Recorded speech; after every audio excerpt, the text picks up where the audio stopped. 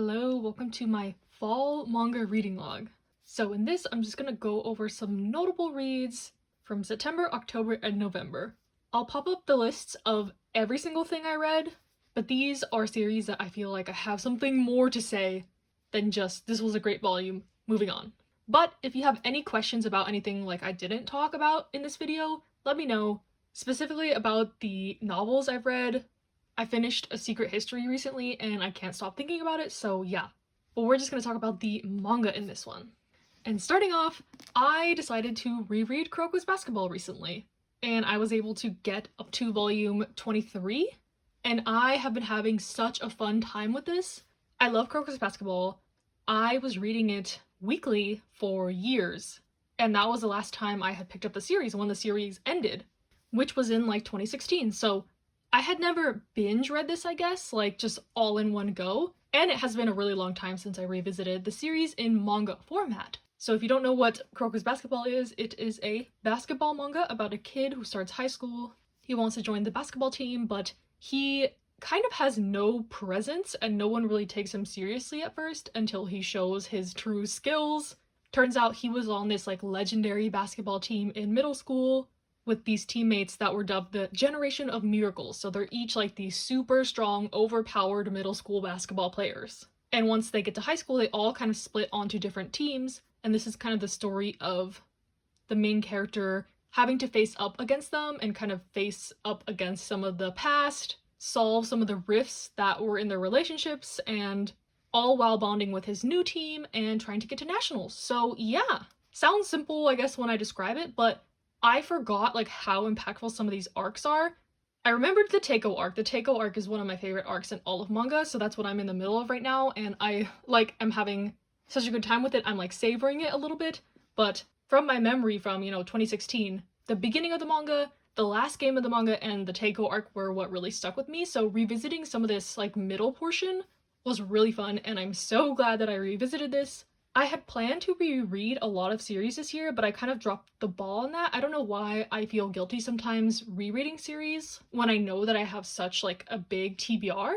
But now that I've like reread Kuroko and see like how I feel about it, I think I'm gonna be doing a lot more rereading in the future. I think my whole reread TBR that I set at the beginning of this year was all pretty much sports manga, Yaopeta, Haikyuu, so I'll probably sprinkle them in like between some other reads in the near future. So yeah, Krois Basketball, love it. Definitely stands the test of time. I am still obsessed. Kind of mad it took me so long to revisit the series, but I'm glad I did. And sticking with the sports theme, I guess my latest obsession is The Prince of Tennis. I read volumes 2 to 20. I had to stop because I don't have any more consecutive physical volumes, but I could switch to the Shonen Jump app. I'm not sure what I want to do yet. But The Prince of Tennis is one of like the only sports manga printed in English that I hadn't read, and I'm so glad that I finally did. It's not like this is a new series at all, it's quite old, but it's about a kid in middle school and he is kind of a tennis prodigy. He comes over from the States after winning all these championships and he's pretty overpowered. I did a Q&A recently on my Instagram and I got some questions about like what I think about the main character being so good. And honestly, it doesn't really bother me. I am a sucker for like anything sports, so I can root for the underdogs, for the overpowered characters, for the newbies, for the veterans, like literally anything, I don't care. And he's pretty tame for kind of like a prodigy archetype in sports manga. Like even talking about Kuroko, like Aomine is kind of this archetype and he is like a totally different personality type than Ryoma. So what I'm trying to say is I don't really mind, but I guess some people wouldn't like if the main character is like too good at everything. I think it's more about kind of fostering a passion for tennis and growing with his teammates, that kind of story. It's not so much will he win or won't he win, like that kind of thing. So if you're looking for more of a character study type manga, I would recommend Prince of Tennis. It's really fun, I love the characters. It's nothing groundbreaking, but a sports manga sucker like me, of course, enjoys it.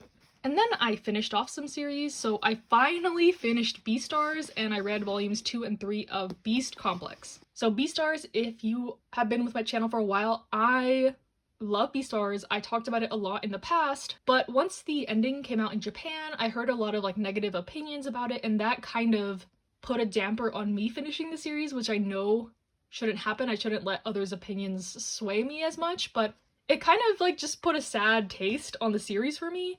And now that no one's really talking about it anymore, I was like, okay, now I can finally finish it. And I love the ending. I love this kind of last portion. It's not as strong as the beginning of the story for sure, but I love these characters, I'm attached to them, and I think the story wrapped up well. And Beast Complex is like a great little addition to the story. There's a couple chapters with characters from Beastars in these, so I wouldn't read these unless you finished Beastars. You can read volume 1 of Beast Complex, but not these. And these are just kind of like side stories in the Beastars world, I guess. And I think the author is still writing a couple chapters of this. And I'll take anything I can get because I love this world, I love these characters, and I'm glad I finally sat down and finished it. And in the same vein, I finished Something's Wrong With Us, kind of. So I read volumes 14 through 17. Volume 16 is the like true end, quote unquote, of the series, while 17, 18, 19 are bonus material. So I have started the bonus material, kind of like Beastars and Beast Complex, I guess, but I also think this series wrapped up really nicely. We finally got the solution to the mystery that's been causing all this drama. The whole series, if you don't know what the series is, it's a revenge soap opera-like drama. Lots of twists and turns, lots of ridiculous plot lines, but all in all, this was such an entertaining series.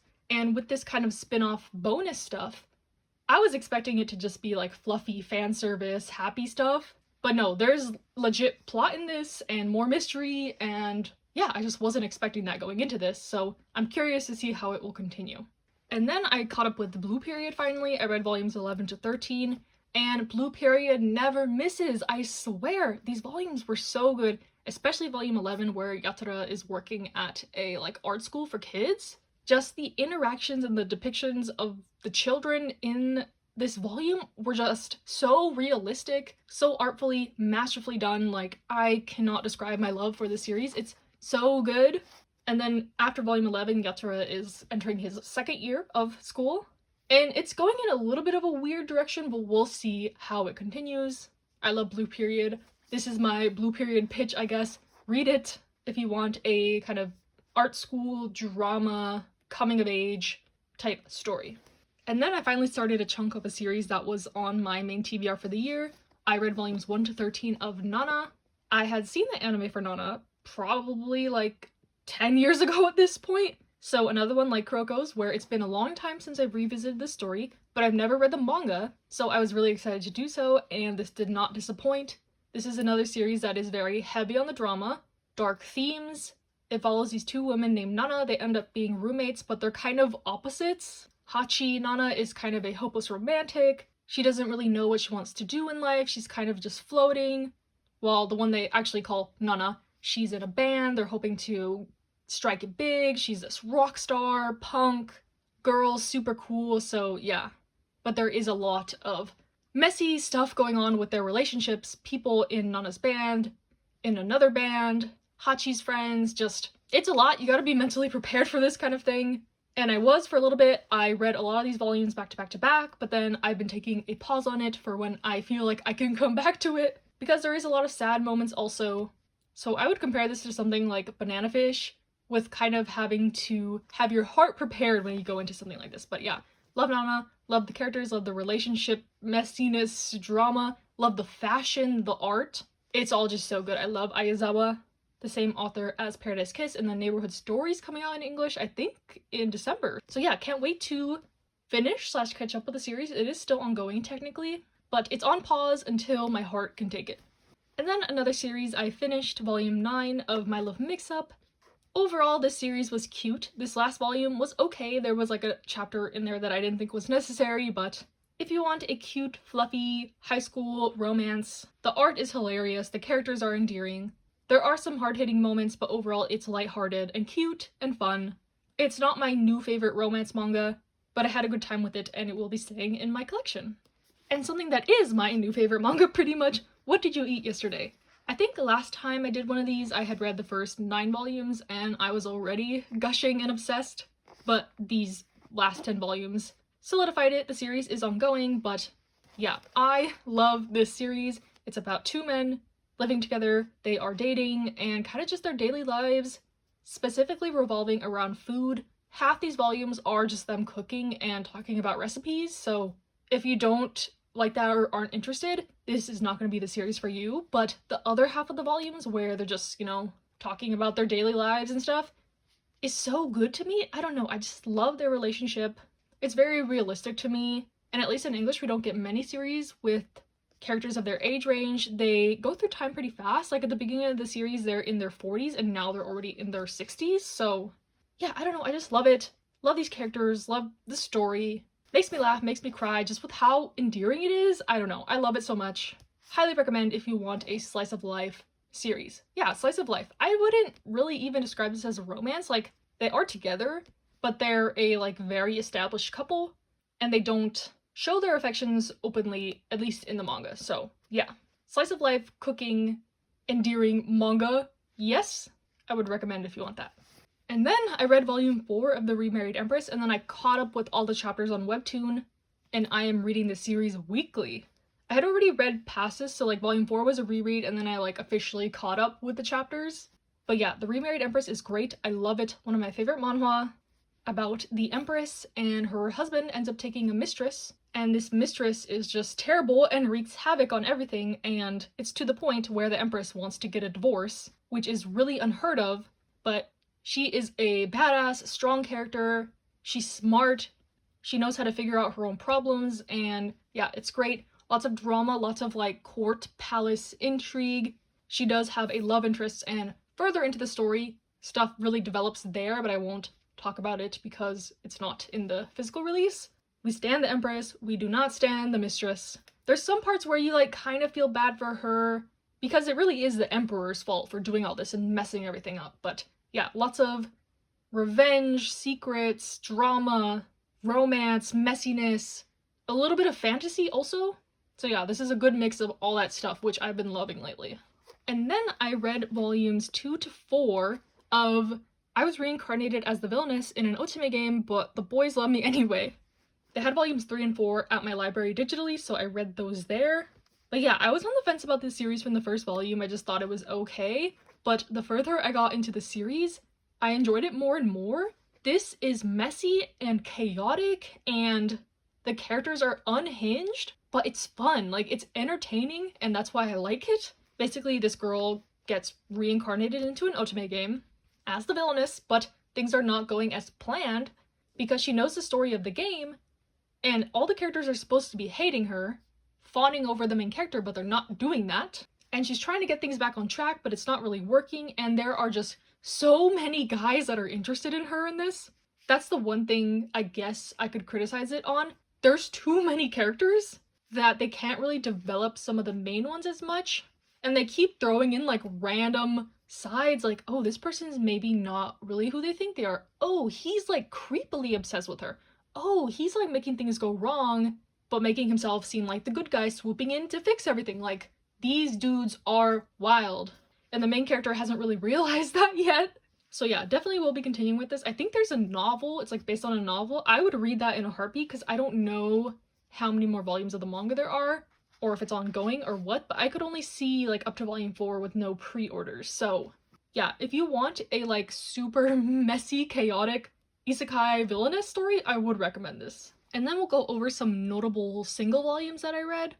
I read these all within like the past couple days, so they're definitely fresh in my mind, and I'm trying to catch up on all my series that I'm only like 1 or 2 volumes behind on, just to chop down my TBR a little bit. And I've been sticking to my rule pretty well of like not buying more volumes until I've read the latest volume that I have. So yeah, this is also a way for me to gauge like if I want to continue these series or what. So yeah, first we have volume 2 of Oshi Noo. The first volume of this series was definitely wild, and I was unsure about how I would like it going forward, just due to the kind of setup of the premise. I don't know if I can even explain it well. It's like this idol who ends up having twins, but these twins end up being like reincarnations of her fans in the past. One was her gynecologist, and one was just this girl who was really sickly, but she was an idol fan. So yeah, her fans grew up as her children, but then the mom ends up getting murdered, and the son, the ex-gynecologist, he wants revenge now for the murder. So yeah, very weird setup of the premise, but I love show business stories and revenge stories, and that's kind of how the direction seems to be going from this volume 2, so I think I'll stick with the series. Seems like the girl is starting her idol journey while the boy is going to be an actor and kind of try to worm his way into the industry to get potentially closer to the murder. So yeah, I'm glad the story's kind of, it seems like, settling out a bit, and if it continues in this more revenge show business type vibe, I will continue. And then I read volume 1 of Delinquent Daddy and Tender Teacher. This one was recommended to me by a Barnes & Noble employee, and I want to thank that employee because this was so cute. I am a sucker for any series with kids in it for some reason, and this one is about a single father and his kid's elementary school teacher, but they actually knew each other in high school and the teacher had a crush on this dad. So now as adults, they're kind of meeting again in a fresh light, but will the feelings resurface? Yeah, this was just really cute. I loved it. It reads like a one-shot. It did say in the back of this that this was intended to be a one-shot, but I know that there is 4 volumes now of it. And there is like an NSFW bonus chapter in the back. Just warning, I wasn't expecting that, but it's there, and other than that, this series is like just super cute and wholesome, and yeah. If you like kind of family dynamic stories with kids, I would recommend this one.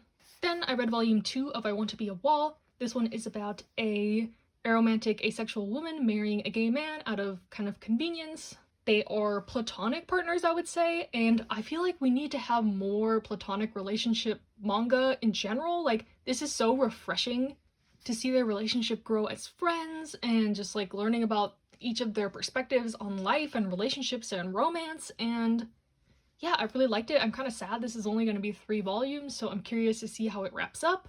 But yeah, very like wholesome, at times bittersweet, educational / insightful, cute.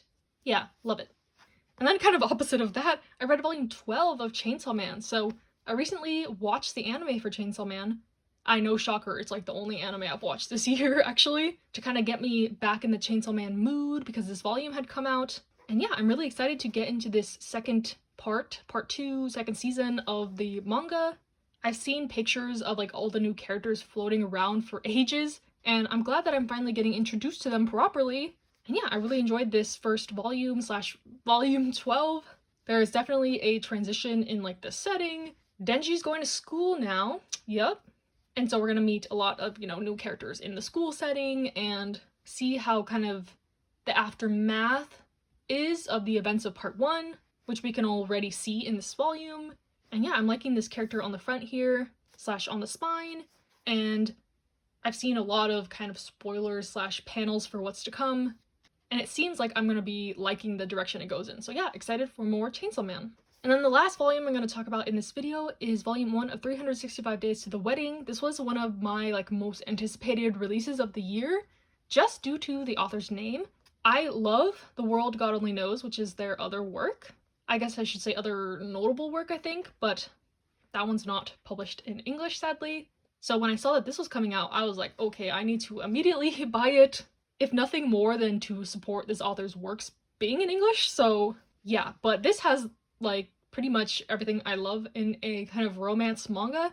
It is a fake dating trope office setting, like, yeah, so basically these 2 coworkers decide to be in like a fake marriage relationship because someone from their job has to get transferred, and the boss says that they're gonna like consider unmarried people first because they're sending them off to, I think, Russia, like Siberia. So they wouldn't want to split up someone who's married or has a family, kids, whatever. And these 2 are like, oh, we really don't want to go over there, so let's pretend to be married / be in a relationship.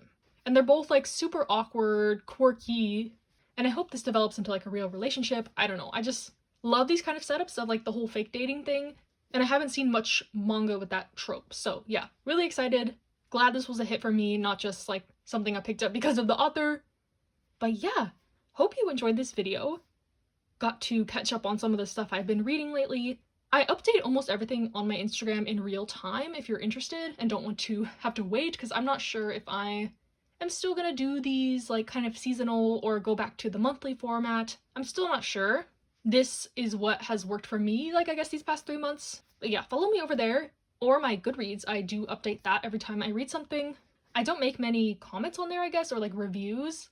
I only have been starting to write reviews for the novels I've been reading, so yeah, just wanted to promo that. Again, let me know any of your thoughts on these series I talked about or ones that I just showed on my list that I have read. Stay safe, stay happy, stay healthy, and I'll see you in the next one.